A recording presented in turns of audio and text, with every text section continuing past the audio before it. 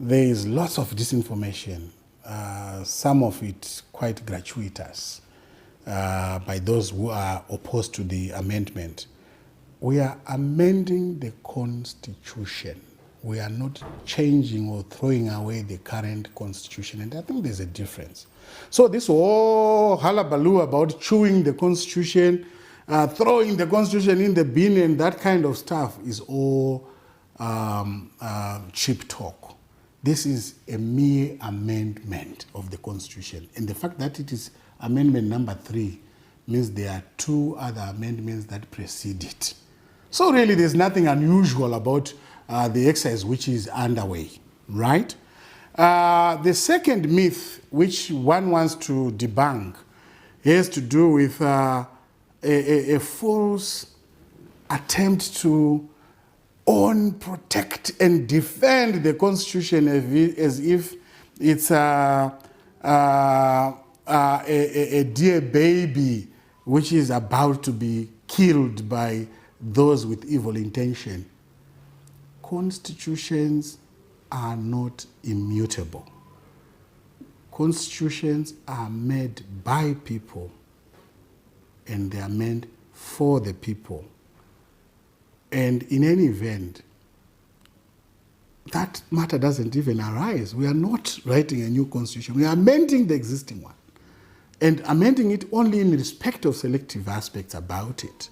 So really, to try and raise a hue and cry over the immutability alleged of constitutions is to, in fact, argue from a false premise. Constitutions are changed, are written, are adopted.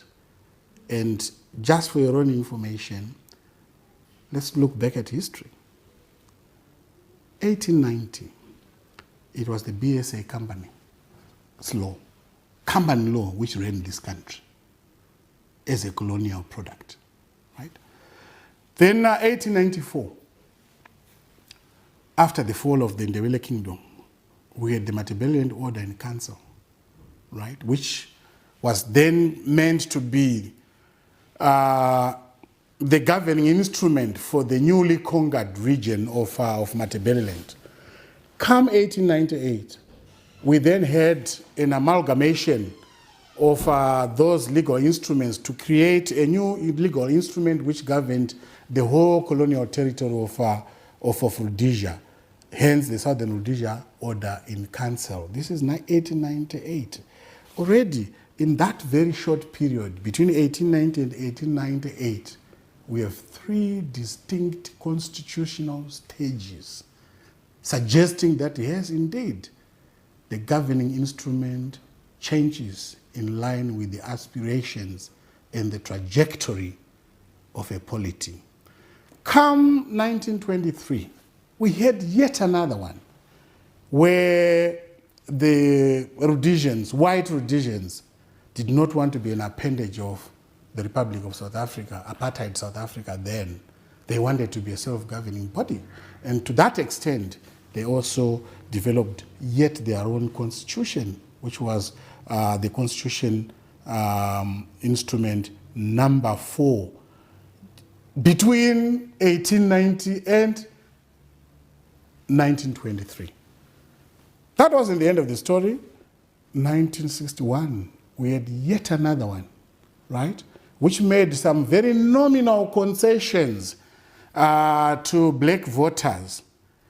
And I said nominal. Yet the Rhodesia Front, which in fact arises on the back of the 1961 Constitution, found those changes, which were really window dressing changes, too radical, precipitating the rise of the Rhodesia Front and, of course, the ultimate declaration of unilateral independence in 1965 on the 11th of November, right? It creates a whole new milieu, for governance. Then that ran, UDI ran from 1965 to 1978 when we had the internal settlement, which again created another constitution, right? which of course is then replaced by the Longest House Conference constitutional product, which is what ushers independence. So you can see from 1890 to 1980, right? You have your BSA company with its own company policies as the governing instrument. You have your Multi-Billion Order in Council of 1894. You have your Southern Rhodesia Order in Council of 1898. You have your 1923 Constitution. You have your 1961 Constitution. You have your UDI Instrument of Governance. You have your Internal Settlement of 1978 to 79. And then ultimately you have your Longest House Conference, which kept on being amended as we moved into independence, right?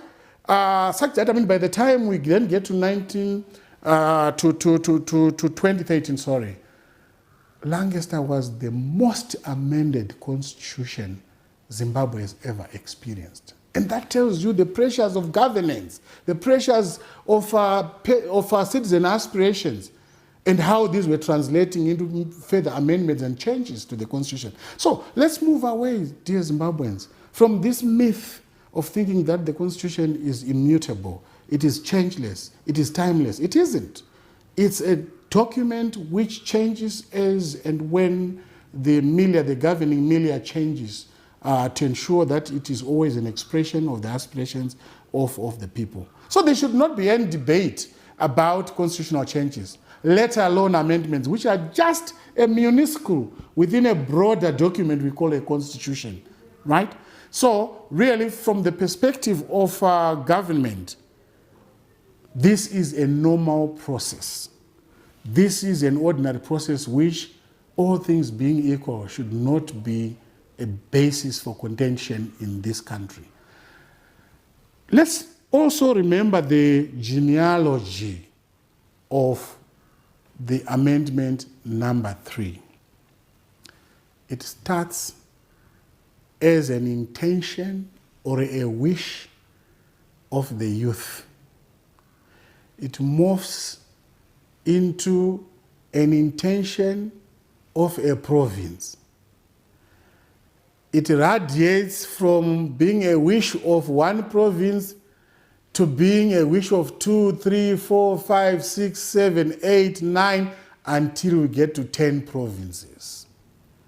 At which point, that intention then coalesces the many intentions of the 10 provinces to become the intention of a political party, which is adumbrated in Bulawayo and then followed through in Mutare.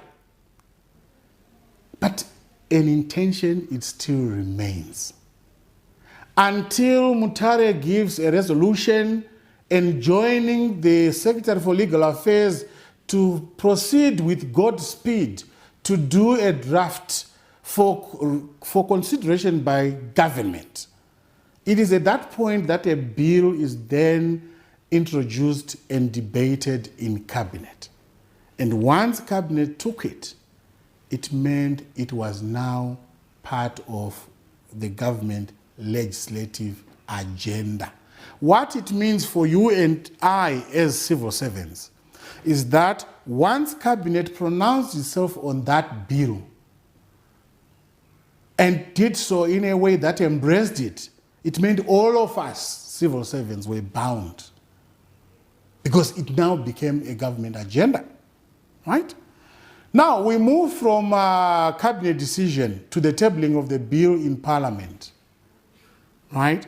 And the whole idea being that parliament must then solicit for views from members of the public, whether for or against, with a view to ensuring that ultimately the decision that parliament then takes is consistent with the wishes of the majority of the Zimbabwean people. That is the stage where we are now. I find it a bit unconscionable for anyone to try and indict a legislative procedure, which is where we are now. Parliament has invited members of the public to air their views, to ventilate their views in respect of constitutional amendment number 3. Go and make your ideas felt. Go and register your feelings in respect of that process, whether for or against, right? And that you are against does not give primacy to your ideas. It simply means this is your own view, which must contend with a myriad other views which are being expressed by Zimbabweans. And ultimately, Parliament will then have to glean through all those submissions and say, hey, on the basis of the consultation that we did, we think this amendment must proceed or must not proceed, depending, of course, on the weight of evidence. That is what we are all waiting for, and that is democratic.